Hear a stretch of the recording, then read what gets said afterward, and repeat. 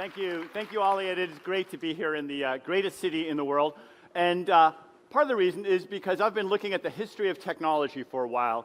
And here in Great Britain, 250 years ago, James Watt developed a steam engine, actually in Scotland, and that ignited the Industrial Revolution. And because of that, all of us are about 50 to 75 times wealthier than our ancestors back a couple hundred years ago. We are now in the early stages of a second machine age, as Andrew McAfee and I call it, where the technology is not simply augmenting our muscles, but also our minds.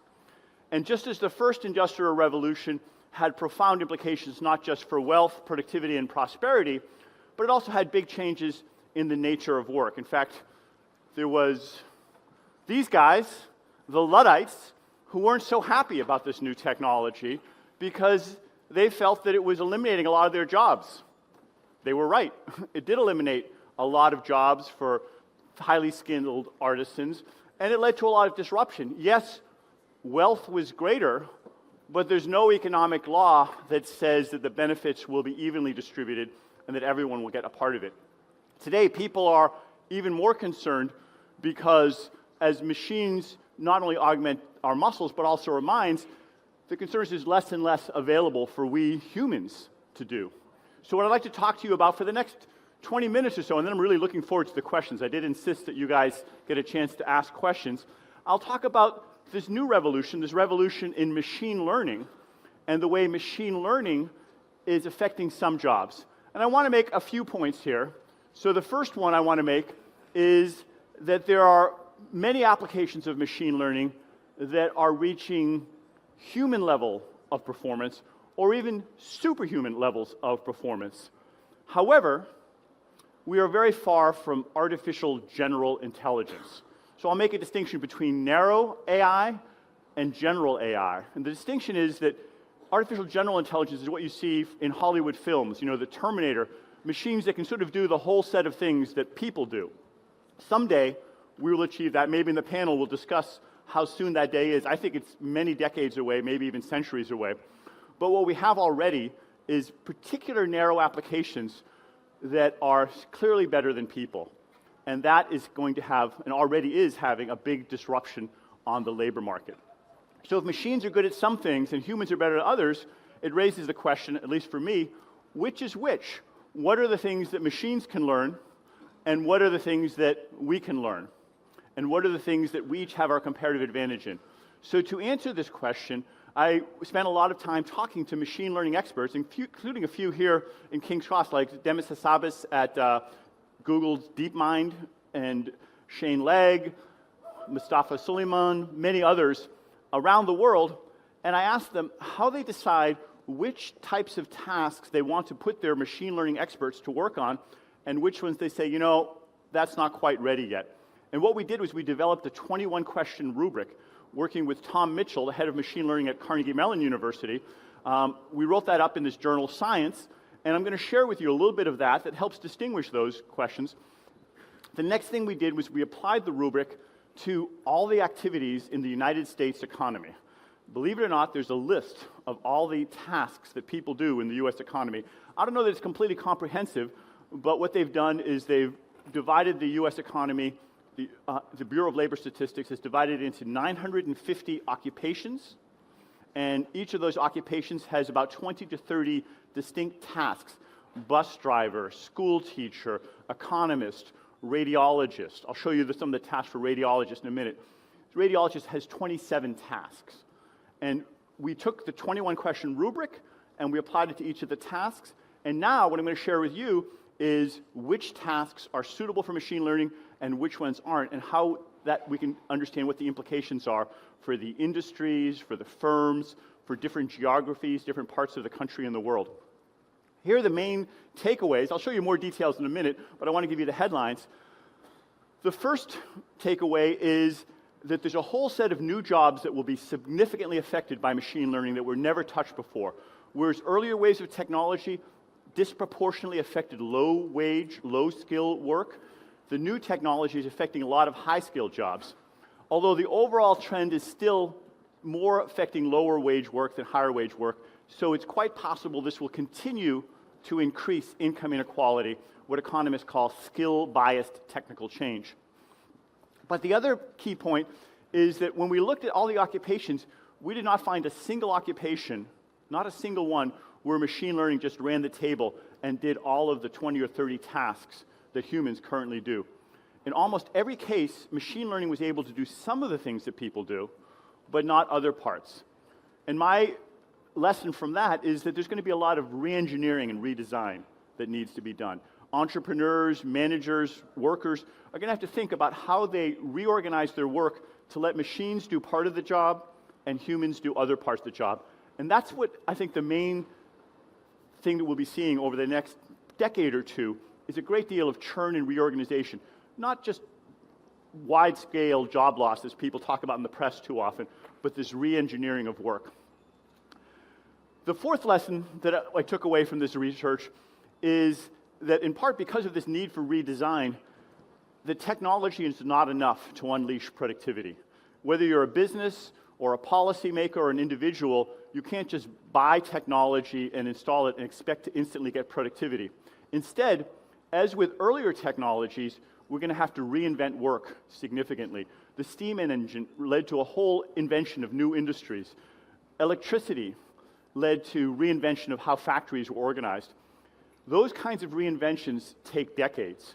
They require a lot of intangible assets, things like new skills, new business processes, new business models, ways of making money, new organizational forms, and we don't understand all of those yet.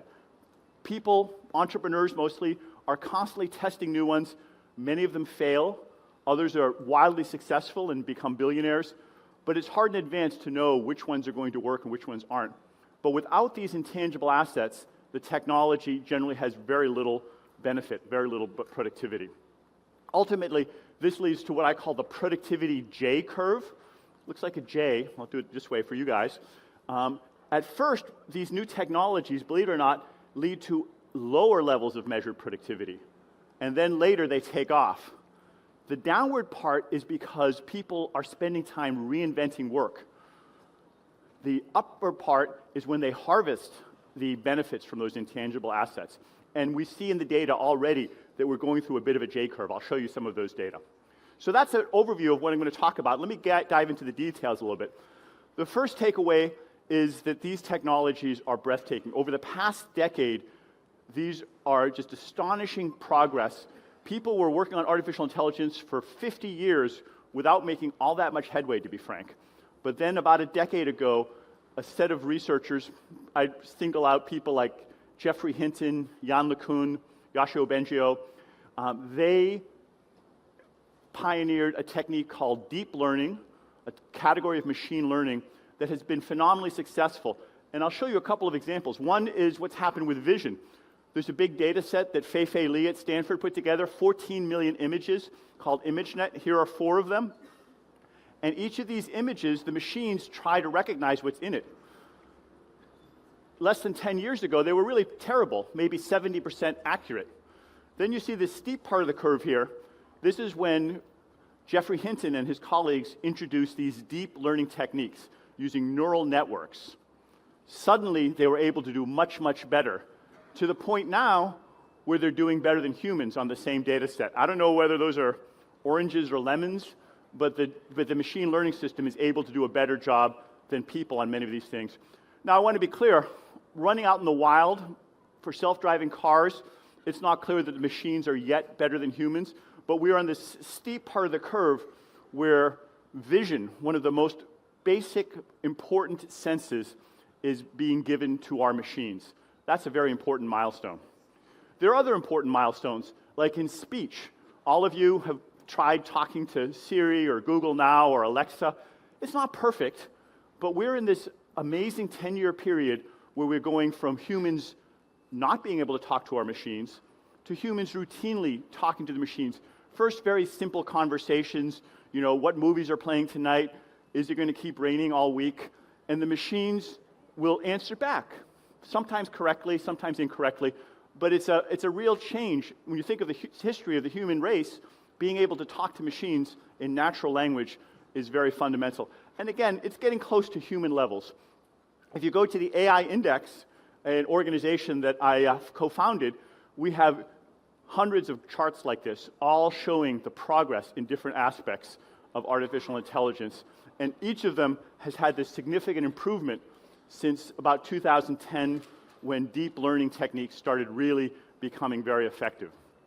Now, some of them are being used to solve important problems, like diagnose cancer. Hardly a week goes by that I don't see an article in Science or Nature where somebody is using these techniques to diagnose cancer, pneumonia, brain aneurysms, or just this week was brain aneurysms. And they're using this same thing that the systems use to diagnose, to recognize faces on Facebook. You can also recognize different kinds of cells, which ones have cancer and which ones don't. And in some cases, these production systems are leading to productivity very quickly. I wrote a paper about the introduction of machine translation at eBay. And just after they introduced it, you saw an immediate about 10 to 12% improvement in exports between the pairs of countries where they introduced it: Spanish, French, Russian, other languages. Most of these techniques use a category of deep learning called supervised learning. And anybody who's got a company now should be looking at this list and thinking, do I have any applications like this where I map from inputs X to outputs Y? If you have that kind of mapping, there's a very good chance that a deep learning system is going to be able to do it better than the people in your organizations. And that's why there's a gold rush going on right now. Companies around the world are hiring deep learning researchers and consultants and trying to see if they can solve problems like this at human or superhuman levels at much lower costs. Now, how is this going to affect wages? Should we be worried like the Luddites? The first thing that comes to mind, the first thing I thought of as an economist, was substitution. You can substitute a cheaper technology for expensive labor, and that's going to drive down wages. And that's a very important effect. However, if you think a little bit harder, it's not the only effect. There are at least 5 other effects that are important. And in our article, we describe them in greater detail. In some cases, technology is a complement, not a substitute. I see a lot of you are taking pictures of it. I'll put these slides up on my website so you can get copies of them as well, but feel free to take pictures. Feel free to tweet if you'd like. Complementarities mean that better technology increases the value of human labor. That may seem paradoxical, but think about it. That's what's been happening for the past 200 years. Wages went up since the time of the Industrial Revolution, not down. As the steam engine, electricity, other technologies rolled out, it increased the value of human labor. In the past 10 or 20 years, not so much. Wages have been stagnating. So these forces can go in either direction. There are other important economic effects I won't go into now, except for this last one here, which is re-engineering, reinvention of tasks. I think that's the most important one and the one that we should be thinking the most about. Now, I'll show you a little bit about how we applied this rubric. We took the 21 questions and we applied them to all of the different tasks. And here are some of the questions. These are available in the article Science. But for instance, if the task information is in digital form, recorded by computers, that's a big plus for machine learning. Digital data is the lifeblood of machine learning. If you get quick feedback, the machine can learn much faster, and so on. I won't go through all the 21 questions, but the more of these questions that you can answer in a positive way, the more likely the task can be done using machine learning techniques, in particular supervised learning techniques. And here are the kinds of occupations that we looked at. ONET, that big data set with 950 occupations, each occupation they describe in great detail what each person has to do. For instance, this is the case for radiologists. There are 27 tasks according to ONET. I didn't know this. I knew about one of them. I knew that they could interpret images. That's the one I thought of. But apparently they do all these other things as well. And what we did was we applied each question of the rubric to each one of the tasks, and now we have a score. So machines are pretty good at this, better than humans in many cases. But conducting a physical exam, no, that's not something a machine learning system can do very well. So parts of the job are suitable for machine learning, other parts aren't. And this is what we found for most tasks. That said, Each of these dots here is an example of a task done, an occupation in the US economy. And what you see on the x-axis is the wages. The ones on the right are the highest wage occupations. The ones on the left are the lowest wage occupations. And the vertical dimension is how likely a machine learning system can do that task. So for instance, cashiers, usually not paid very well. They're near the bottom of the wage spectrum, maybe the second or third percentile. But their tasks are very suitable for machine learning. Those are things that are very likely to be automated, already are automated, you've seen in many locations. Title examiners are somewhere near the middle. Airline pilots, those are people who are paid quite well, near the top of the distribution, but their tasks are fairly suitable for machine learning. So some very high wage tasks, somewhat downward sloping. The one that I cared the most about, that I was very concerned about when I did this analysis, was economists. I was happy to see, I didn't have to tinker with the data too much to have them come out relatively low on machine learning. But you can see there's a bit of a trend here. Low-wage jobs are more likely to be affected, but clearly there's a lot of high-wage jobs that are not immune. We're going to see some big disruption. You can also see that this chart shows that there are a few tasks in every occupation that are suitable for machine learning and some tasks that are not suitable. So the real question isn't whether the whole job is going to disappear, it's how it's going to be re-engineered. Another way to structure it is by geography. It turns out the kind of jobs being done in Manhattan or downtown Los Angeles are different than the tasks being done in Wyoming or Bentonville, Arkansas, on average. There are some people, school teachers, policemen in both places, but there are a lot more Wall Street analysts in one place than there are in the other. And what we found was that the blue areas are going to have relatively less impact from machine learning. The red areas are going to be more severely impacted. I'm looking forward to doing a similar analysis for lots of the other countries in the world, but I think we're going to see very big geographic differences. It's not going to affect every state, region, city evenly. You can also look at different industries. Healthcare and educational services somewhat less affected. Retail, trade, transportation, much more likely to be affected. And you can do it by company. We looked at all the Fortune 500 companies in the United States, and we saw that some of them, their core business processes were in the bullseye of machine learning. Those companies, I would be wary of investing in them because machine learning is going to come and take over a lot of the functions that they're currently doing. And then there are other companies that are relatively immune. So there's lots of different ways of using this technology to understand how machine learning is going to affect the economy.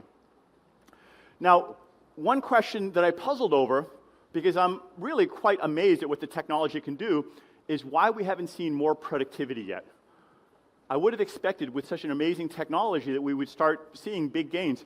But as it turns out, productivity has actually slowed down. In the United States, in Britain, in all the advanced economies, actually in the less developed countries as well, productivity is lower now than it was 10 or 20 years ago. It's about half, growing about half as fast as it used to grow. I just checked the data for 2018. It came in at precisely 1.3%. The last quarter in the United States, it was up at 1.9%, but it bounces around, so we don't really know where it is. So how can this be? These remarkable technologies that can do so many things, and yet productivity is downshifting rather than going up. And it's really a worldwide phenomenon. So what's going on? Well, it's something that economists have come to term the productivity paradox. And when I did a little bit of historical research, I found that this was true with the steam engine. There was something called Engel's pause. About 40 years after the introduction of the steam engine, productivity was very low. Electricity, also about 30, 35 years, no productivity gain. Paul David at Oxford and Stanford looked at factories that electrified, and to his surprise, they were not more productive than those didn't electrify. Same with the internal combustion engine, same with computers, and maybe now with AI. Well, what was going on? Those factories that electrified, yes, technology is an amazing technology. Electricity is an amazing technology. I don't think it's a dud. I don't think it's a fad. But it took a while for them to re-engineer how things were done. There are a number of explanations for what's going on here. One is that AI just isn't all that it's living up to. Another is that we're mismeasuring the benefits, that there are some benefits that we get but don't show up in the productivity statistics. A third is that the benefits are being redistributed and dissipated so that most people aren't gaining them. And last but not least, there's this question about restructuring and implementation lags. I think there's some evidence for all four of these hypotheses, but the one that I think is the most important one is the fourth one, these re-engineering and re-implementation lags. That when you have an amazing new technology, it's not enough to simply buy it.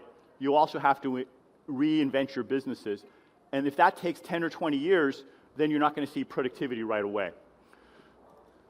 So part of my contract with MIT is I have to have some Greek letters in every one of my talks. So this is the equation that actually determines this. The traditional productivity is calculated by this, and this additional term represents these re-implementation lags. But ultimately it leads to sort of a J-curve. You get a fall in productivity initially, and then later again, and then eventually it evens out. Right now, for AI, we're in this dip part of the curve. We aren't really gaining a whole lot. So let me just sum up then by, let me click ahead here,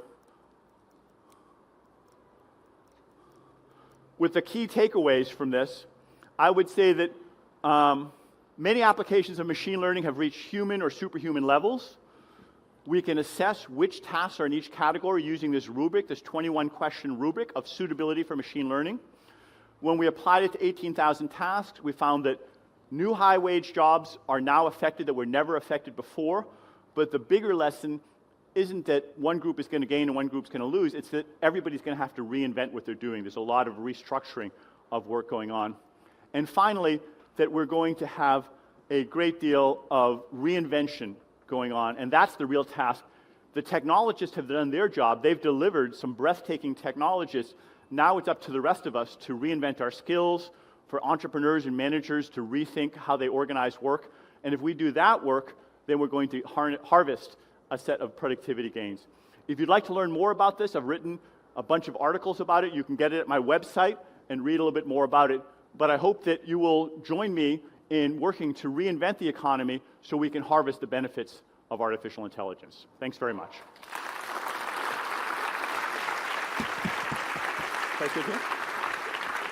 Erik, thank you. My pleasure. Thank you so much. Now, Erik, please stay with us. Let me ask you a quick question. Is there a particular government around the world that you have noticed is particularly alive to the opportunities and challenges presented by this second machine age? You know, I think one of my big disappointments is that the technologists have done a just breathtaking job, and almost every government has been falling down. I think my own government in the United States has been particularly bad. I've been to a series of retreats at the White House, both under Obama and under Trump, and I don't think that people are taking this serious enough. Europeans aren't. But if there was one that I feel like understands it a little bit more than others, I'd have to say China.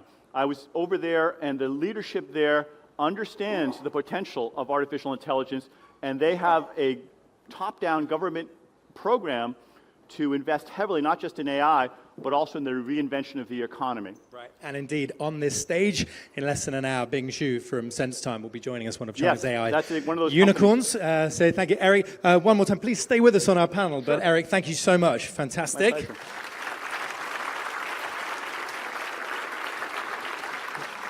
Now we're going to reinforce this conversation with the co-founder of Stealth AI, the founding engineer at Skype, and the leader of Seedcamp. Who better to draw that conversation together than the Financial Times, and who better than its innovation editor? Please welcome into the chair, Mr. Jaan Thornhill.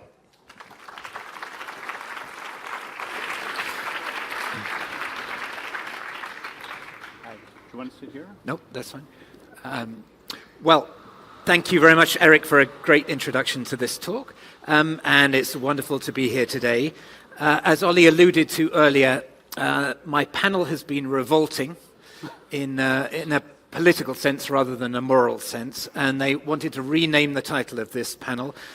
So it's not as advertised in your brochure. It is actually Startups versus Big Tech, Who Will Drive Innovation. Now, delighted to welcome our speakers on the stage. First, we have Reshma Suhani, who founded Seedcamp Venture Fund back in 2007 after a career in M&A banking and at Vodafone. And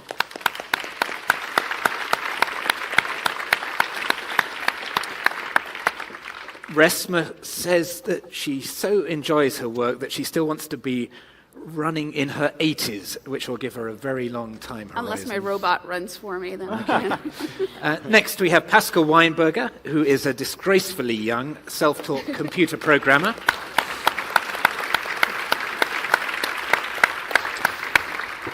He used to run Telefónica's experimental moonshot lab in Barcelona. He is now setting up his own startup called Augustus Intelligence to build and scale machine learning uses.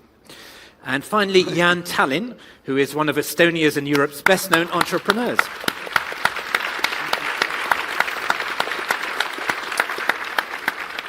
He is the founding engineer of Skype and Casa, and he is also the founder of the Centre for the Study of Existential Risk in Cambridge. So we're going to start anyway with discussing the question that we finally agreed upon, and then we might end up going anywhere. And as Erik says, we want questions from the audience as well at the end, so you're at liberty to ask anything you want. But the first question we're going to address is startups or big tech, which sector is going to do more to drive business innovation?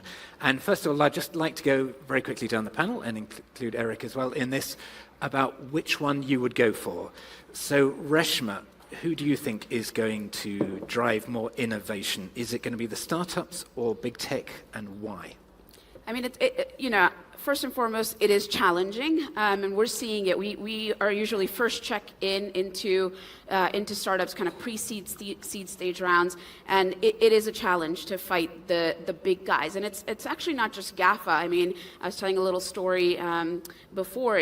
You're seeing a lot of newly big companies as well flexing their muscles, and I think learning a bit from the Googles and the Facebooks. And so we have a lot of poaching going on in our startups, finding them on LinkedIn, poaching them, and not doing those acquisitions or kind of fighting dirty, right? And so it's challenging. That said, of course, we're on the side of the startups, and we see incredible opportunity. I mean, you take a company like UiPath. I think, Erik, you talked a lot about kind of the lower wage jobs, and they're at risk. I mean, the way UiPath has grown, it's sort of one of the fastest growing enterprise ML AI companies in the world, and that just happened in 3 years, right? So adoption of startup technology is happening at a fast pace. So there you go, startups, I think. Okay. Good, I'm glad you ended up there. Pascal, you've worked both for big companies. You also worked at Google Brain before Telefonica, and now you're working at a startup. How do you answer this question? I would think it's actually collaboration. So as was pointed out before, I think the technology driver is the startup, which just because of the flexibility and the speed of innovation that a startup can afford to have, that usually big companies are struggling with. But then the adoption has to come from the big companies, because most of those new innovations driven by AI machine learning are mostly data-driven innovations, and as a matter of fact, most of the big companies, they hold the interesting data sets. So I think it's ideally collaborative, where one of them has to, bring up the technology innovation, sort of be the tech transfer from universities to, enterprise customers, and then finally the big companies understanding the trends and then following them by, adopting startup technology. Okay, Jaan. I would also go with startups, because, at the end of the day, various innovative ideas, they kind of, at least at the end of the human age, as we are witnessing, they come from particular humans, and there are just way more humans in startups who are sufficiently motivated to kind of push the boundary. I think the biggest problem that companies like Google, etc., try to tackle is how do you motivate people who have this clear alternative to just leave Google and start their own startup. Okay, and Erik. I think there's a synergy or a collaboration that can happen between, they each have different strengths and weaknesses. The radical innovation is more likely to come from startups. The incremental innovation and implementing those innovations more likely to come from larger companies. And often, like you see, particularly in pharmaceuticals, you'll see the handoff from one group to the other group as startups develop breakthrough drugs, and then the bigger companies are able to take them to market more effectively. Okay. Now, one of the things that you were alluding to in your talk is that the substrate of a lot of machine learning and AI is the data, that massive amounts of data. Also, I mean, as Reshma was suggesting, that the big tech companies are hiring all the best talent who can develop the smartest algorithms. So to what extent is this a massive barrier to startups? That you just need to operate at scale if you're going to do anything really significant in machine learning. And you've seen a number of startups here. I mean, DeepMind clearly sold out to Google because they wanted to scale to that next level. So do startups get to a certain scale and then have to sell out, do you think, to go to the next level? Or is it possible to compete? Well, I was actually on the board of DeepMind when they sold to Google. Like one thing that I think not a lot of people realize is that there is kind of divide in AI development. You can kind of do kind of fundamental AI research, or you can do applied AI research, which is usually kind of taking the results of the fundamental AI research and applying them. And DeepMind was kind of very explicit from the start about the fundamental AI research, and turns out this is like one step removed from the kind of commercial sort of revenues. So there is like always a sort of dilemma: are you going to go with some big company who's kind of just able to subsidize this, or try to find some kind of compromise that kind of works against your core mission? So DeepMind chose the latter, former. Mm-hmm. I think, I mean, there's also what kind of data. So one of the things we're seeing with startups that we're investing in is they're creating completely new data. So it's not about relying on large data sets that exist already. Examples always help. So for example, we have a company called Thriva that allows you to do blood tests every quarter. That kind of data has never existed at a kind of individual human level, broaden that out to population size, right? And right now there's sort of 20,000 people across the UK using it. When you multiply that 100x, 1000x, that's dramatic. So I mean, there's all this real-time data that's brand new, that's unleashed, and a lot of it is what our companies are just starting out with from scratch. So there's less of a reliance on that. So I think what the data is, where is it coming from? We see that with another one of our companies, Pointy, which is allowing mom and pop shops to go digital, kind of like Alibaba is doing in China. And again, that data has just never existed from analog. So it's powerful. I agree with Reshma. There's sort of a long tail of different kinds of data. So there's some very big data sets, like for vision and voice recognition, where the bigger companies are going to have an advantage, and it's hard to compete if you don't have real scale. But there are thousands, hundreds of thousands of smaller opportunities of different sizes being discovered by startups like she was describing. In fact, every company has proprietary data on their customers, their production processes, the way that they work, and machine learning can be applied to that, and that will give them an advantage in that particular niche.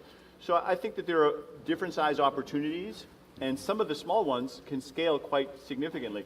Joseph Schumpeter described creative destruction, this idea that a startup could grow and displace the larger companies if they find a better way of solving a particular problem. And what you guys do. I actually think the next generation of machine learning technology that we're seeing is today everything is about large centralized data sets, right? The things that were previously described as someone has unique access or unfair advantage in gathering a certain data set. Usually I think that's where, currently the big companies have an unfair advantage over startups, unless you're focusing on niche applications like described. I think the next wave of machine learning technology will be all around learning on smaller data sets. Some of the most interesting problems that we see, it's just really, really expensive to gather huge data sets, or there are no large data sets out there, especially thinking about rare diseases, things like that. And I think I'm expecting a next generation of machine learning technology that learns more like we humans learn, which is much more abstraction based rather than purely correlation based, and which is able to deal with smaller data sets. And I think that's when startup companies are going to have the unfair advantage. So you'll see there will be a rebalancing towards the startups, you think? Yeah, I would just add, in general, there is like a trade-off between amount of data and your kind of cleverness of your algorithms. I point out that 0 in Alpha 0 denoted 0 data. That's right. Now, and that was better than the previous Exactly. AlphaGo that had very, very large data sets. And Exactly. I think the key point there is also looking at self-supervised learning or generating data sets from no data. I think the key point with AlphaGo Zero was that there wasn't zero data. There was just zero human input data. It generated a ton of data by playing against itself. And I think there's a lot of applications where that kind of approach can work out really well. I think especially in, for the economist example that you gave earlier, I think especially around modeling markets, modeling certain adversarial behaviors, everything that has to do with things that could be modeled in games, I think those are all the kinds of applications where just having a smart approach is kind of going to... I just want to underscore what Pascal was saying. I think is really important. I think you can think of 3 different categories. Most of the big successes today are in supervised learning systems that use very large data sets. I think that's what you were asking about. There are some applications where you can generate the data if you understand the rules of the game, like with Go, literally the rules of the game, or more abstractly, and you can generate your own data. And then there's a third category where there's a lot of frontier of research, which is trying to get machines to learn a little bit more like humans do. For a machine to recognize a dog or a cat, you show it tens of thousands of pictures, dog or cat. If you show a child, a 3-year-old, 1 cat, maybe 2, then they understand what cats are. You don't have to show them more and more. So our brains are much more sophisticated at learning from examples of 1 or 2. And a lot of the leading research these days in AI is trying to get machines to be as smart as those 2-year-olds. Now, I was at a discussion in another room earlier today with 4 very eminent economists, including Mariana Mazzucato, Bill Janeway, Jeff Sachs, Kate Rayworth, and they were arguing for the role of government in the economy and for driving innovation. And clearly in America in particular, we've seen enormous innovations driven by DARPA and the National Institutes of Health and so on. Well, governments have enormous resources. They also have enormous data sets as well. Do any of you see government as being the pioneers of innovation in this new economy? What do you think on that, Erik? Well, I'd like to see that. I think one of the big disappointments, and maybe this came up in the earlier panel, is that our federal R&D in the United States has dropped by half from what it used to be back when the internet was invented and the moon program and many other health innovations were invested. So we have cut way back, and that was something that benefited not just the United States but the whole world. I think right now there are at least as good opportunities as there were 30 or 50 or 80 years ago, so we have an opportunity. But I would make a distinction between basic research and applied research. One thing that the United States has done fairly well is this handoff where ARPANET, which became the internet, was developed by the Defense Department, but ultimately, as we all know, it was commercialized by a number of companies in Silicon Valley and the Boston area, elsewhere. And if you can manage that transition, then you can have not only important fundamental breakthroughs, but also commercial value that benefits consumers and the rest of us. Mm-hmm. Anyone else on the role of government? I think, actually, if you think of government in a broader sense, also including universities, especially public universities, then I think that's already one of the main drivers of innovation in that space. I mean, most of what startups are doing is someone publishes a research paper somewhere, and then people read it and are early to read and understand the applications of it, and they take the core technology and find a niche in the market and then go and commercialize that. Sometimes even the person who came up with that at university takes it to market. I think that generally speaking, then probably governments already are some of the best incubators that we have out there. I think what we could do a much better job with is sort of looking to China and kind of borrowing. Everyone talks about that all the time, but what they became really good at is making certain data sets accessible and making sure that the right people in their sense have access to it and can use that to innovate. And I think that's something where especially we in the Western world need to become much better at. Mm-hmm. And I mean, Estonia is doing a great job in that already, but most other governments not. I mean, I guess the UK's, and I'm not as close to it, but ODI and the Open Data Institute, and I think UK, London particularly, is trying to do much more of that and trying to be more of a leading example of it.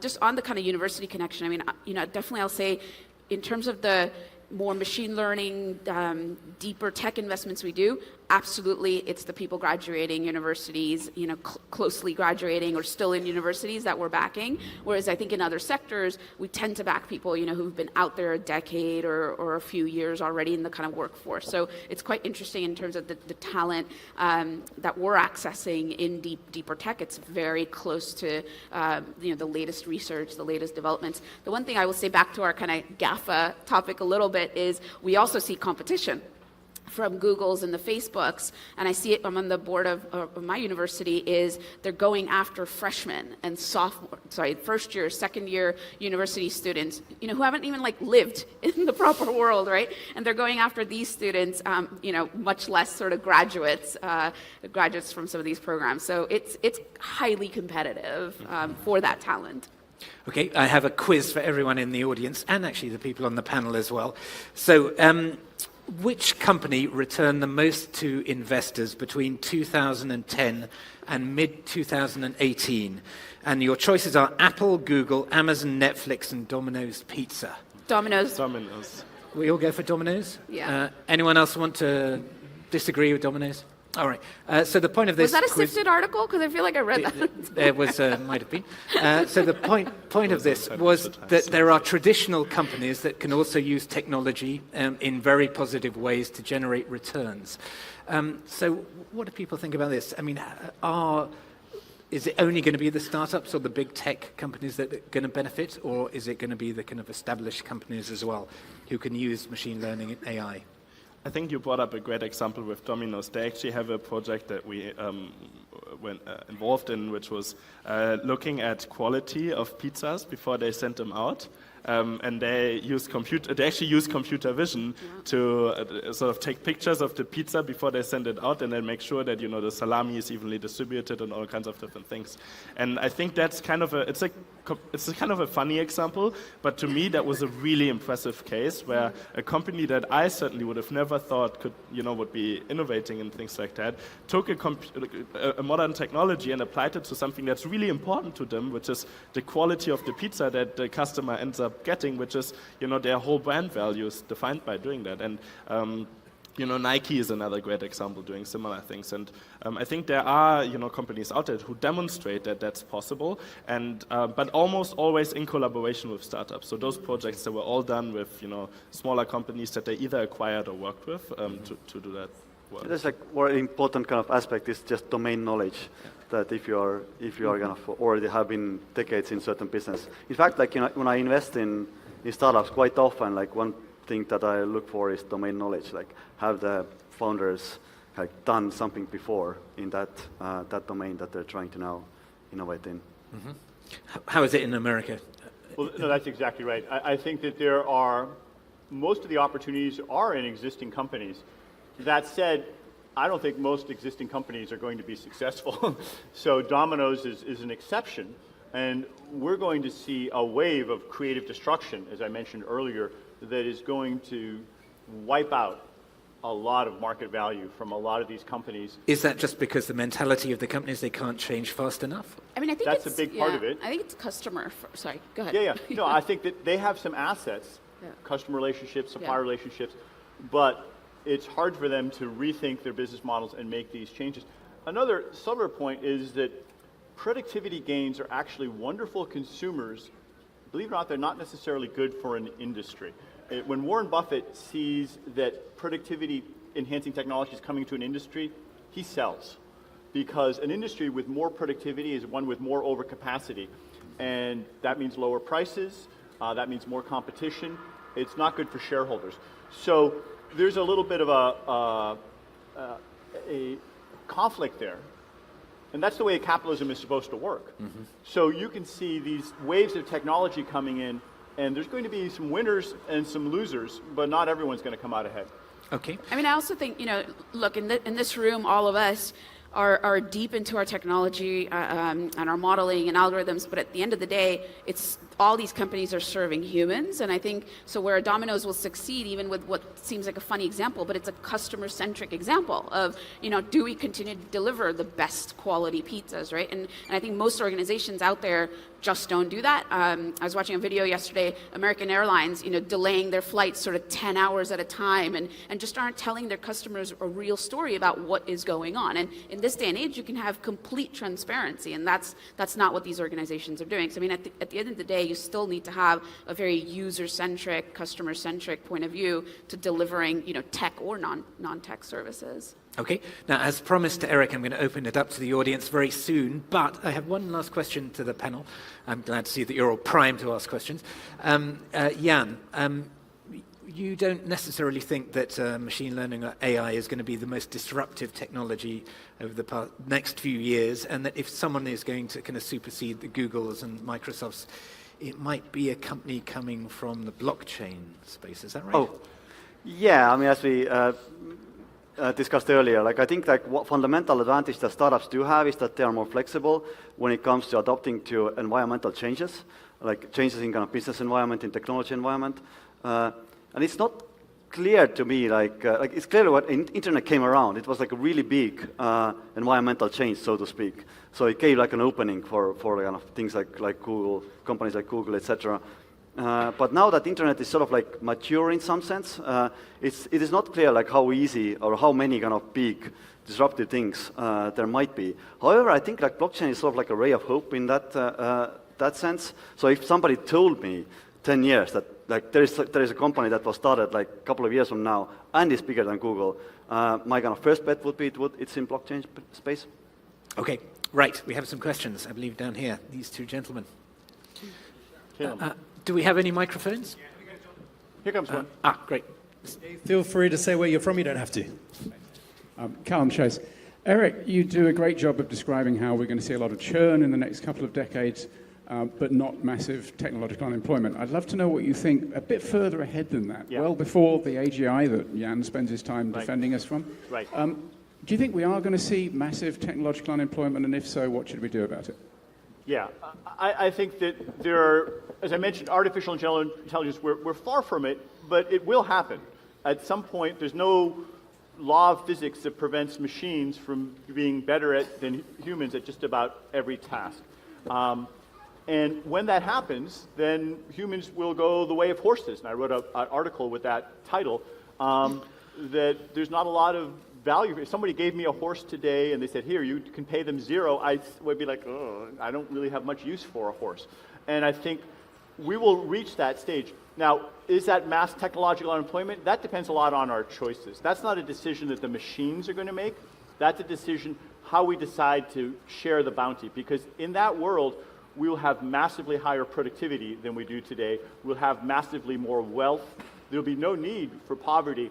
And depending on our economic institutions, we can decide that everybody shares in that, or we can concentrate the wealth. And probably the most important lesson from my research, from my books, is that technology is not destiny.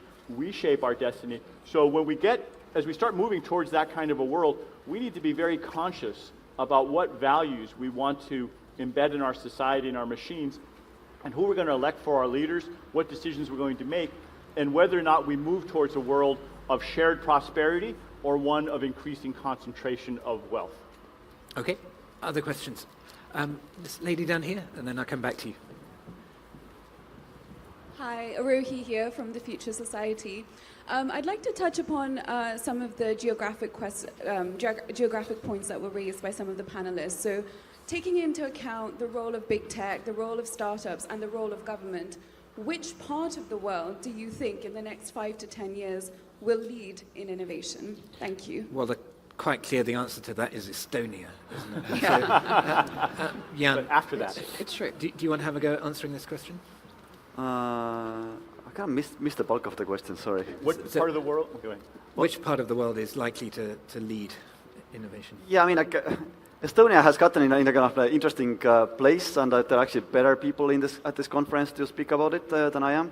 That we sort of had to redo our infrastructure when internet was already around, which helped a lot. And then we kind of got into this positive feedback loop where we basically, people in government innovated something, and then they get like accolades from all over the world and get invited to advise, etc. Now the question is that going to last? And like Estonia does have like one massive disadvantage, is that we only have 1.3 million people. So it's like, I don't think like Estonia has been punching above its weight indeed, but like unfortunately I don't think it's going to last that long. So, Erik, I assume you're going to answer US or I think that there are two characteristics that I would look for. One is educated population, because these technologies are going to require people to work in abstract ways, and countries, societies that invest in education. The second one is a culture that embraces the future. There are too many societies, including parts of the United States, parts of Britain, that are trying to protect the past from the future, trying to go back to a day of whether it's coal mining or ways that they imagine a past that was better or safer. That has never worked, ever, in history. The successful societies have always been the ones that embrace the future and are willing to abandon some of the old ways of doing things and embrace new technologies, new business models, new ways of doing things. And unfortunately, what discourages me is that too many of our political leaders are not embracing that attitude of optimism and success. And if you don't combine that cultural attitude with the right education, then your society is not going to be one of the leading ones. But you're also saying, Erik, that, I mean, basically the Luddites were right, that the Industrial Revolution did lead to a suppression of wages. So progress is only going to happen if you have a distribution mechanism to... Ultimately, what happened, there was a lot of disruption. There were battles. People died. If you read Charles Dickens, you can see some of the conditions. But ultimately, we decided to invest in mass public education. We created a social safety net. We created a lot of rules around antitrust. And as we invented these new institutions, it was I wouldn't say a rising tide that lifted all boats, but by and large, most people today, even the poorest people today, are vastly better off than they were a few hundred years ago. But it took a lot of struggle. I want to emphasize, this is not something that the technology decides, and it's not something that happens automatically. Different societies have gone different paths. There have been societies that were on a good trajectory and then nosedived. So depending on what choices we make, we can be on a trajectory that not only has more wealth, but more shared prosperity. And I'm very concerned that right now the discussion isn't understanding both the opportunity but also the risks. Mm-hmm. Do you want to come in on this point? Or I mean, I think that's why broadly Asia is interesting, but I think, we spend a lot of time talking about China and India. I think Japan's really fascinating. If you think part of your choices in the future are demographic, well, Japan's an interesting one because they have such population challenges in the sense that they don't have people to actually do work, right? And so when we see some of our companies deploy there, it's massive adoption in Japan of the frontiers of ML and tech. Fastest growing kind of places to launch your business, so, which is counterintuitive to I think us all focusing so much on China and India, but I think they have much, they've sort of made a bunch of choices, right? Whether by design or accident, which we'll be faced with, 10, 20, 50 years down the road. Pascal? Yeah, I would only add one factor to what Erik has said, which is the cost of labor. Which is, again, going back to what, one of the big drivers for innovation, especially in the automation economy, is cost of labor. If it doesn't cost you anything to have a human do it, why would you bother, inventing things to make machines do things? And that's why, markets like Japan and other developed countries, especially here in Europe, are interesting innovation drivers in this space. And so sometimes China is not quite, there yet, necessarily. Okay, we have time for one final quick question. This gentleman down here. Yeah, please.